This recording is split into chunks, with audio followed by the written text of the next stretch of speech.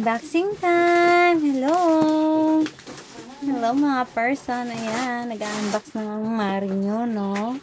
Para makapag-restock na tayo ng pagkain ng ating mga bebes. Ayan, nakaabang nga sa atin. Diba? Kasi excited na sila. Alam nila pag may parcel sa kanila yan. Mas makakamura ka kasi kung through online shopping ka bibili. Diba? May maraming discount. Ayan, yan nga yung paborito nila. Yeah. Tapos, eto, meron din akong chinek out na isa pa. Wet food naman yan. Oh. Ganda yan, guys. I-mix mo lang yan sa pagkain nila para naman hindi puro dry foods, para healthy ang mga bebe. Iwas, UTI. Alam nyo na.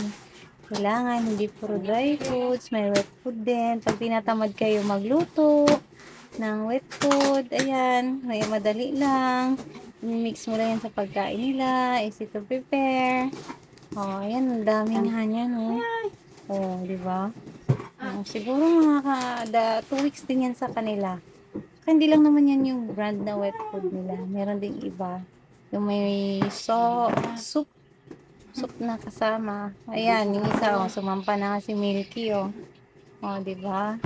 Siyempre, bawal magutom ang mga bebe. Kaya, kailangan may supply, di ba? Ayun lang.